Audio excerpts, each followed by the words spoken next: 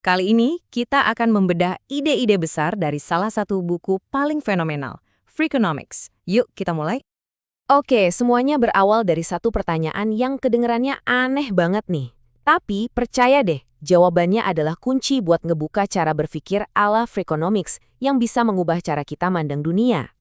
Sekarang coba lupain dulu soal ekonomi yang rumit-rumit kayak pasar saham atau suku bunga. Buku ini tuh bukan soal itu. Ini soal gimana caranya kita pakai pola pikir seorang ekonom buat ngelihat sisi lain, sisi tersembunyi dari semua hal di sekitar kita. Nah, kunci pertama buat mecahin kode Freakonomics itu apa? Insentif.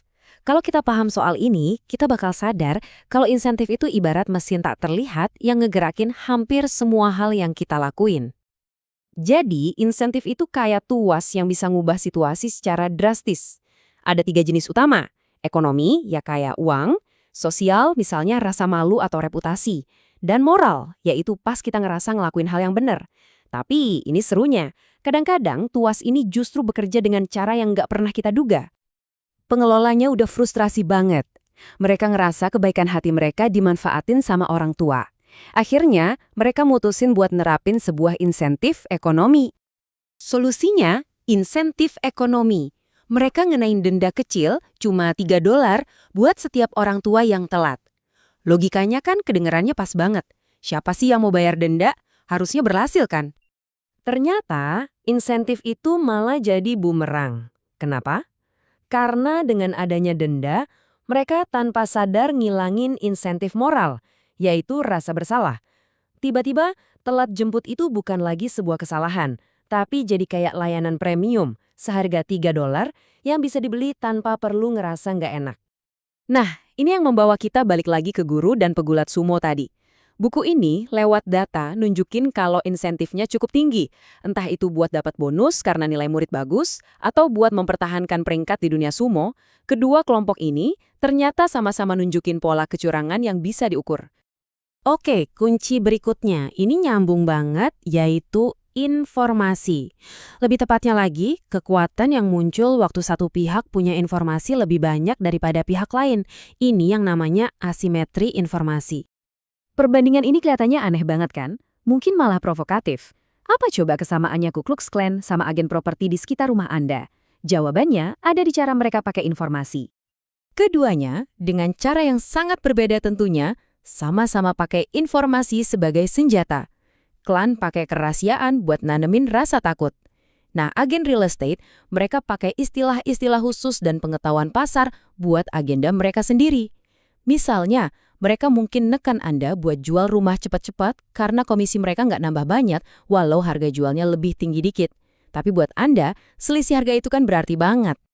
Sekarang kita masuk ke bagian yang paling terkenal dan mungkin paling kontroversial dari buku ini, yaitu menantang sesuatu yang udah diyakini banyak orang sebagai kebenaran.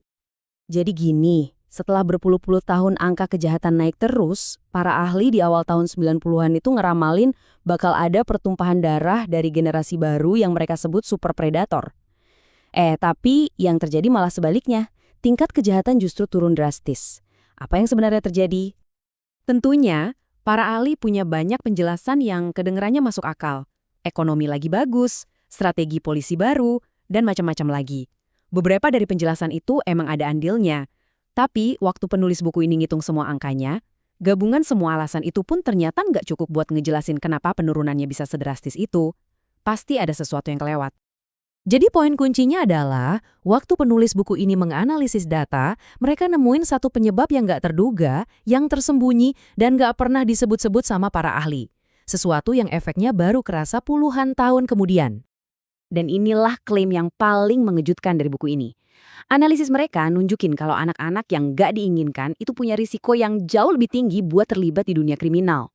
Nah, legalisasi aborsi secara nasional di tahun 1973 itu mencegah kelahiran jutaan anak yang berisiko tinggi ini.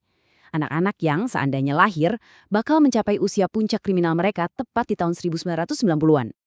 Nah, metode yang sama, yaitu ngabain kata orang dan ngikutin data, ternyata nggak cuma berlaku buat isu segede kejahatan. Metode ini juga bisa ngebongkar kebenaran yang mengejutkan tentang sesuatu yang jauh lebih personal buat kita, yaitu jadi orang tua. Coba deh kita lihat apa kata data soal pola asuh.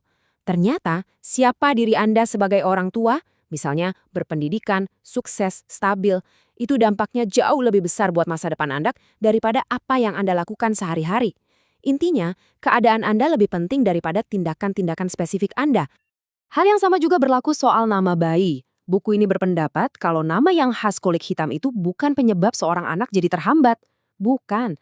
Nama itu cuma sebuah sinyal, sebuah indikator kuat dari kondisi sosial ekonomi yang memang jadi penghambat.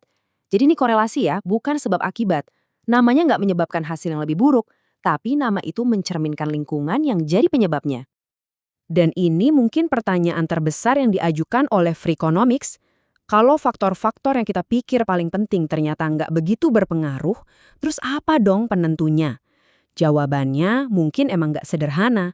Dan inilah tantangan utamanya, untuk terus mempertanyakan apa yang kita yakini, mengikuti data kemanapun ia membawa kita, dan akhirnya menerima bahwa dunia ini jauh lebih kompleks sekaligus jauh lebih menarik daripada yang terlihat di permukaan.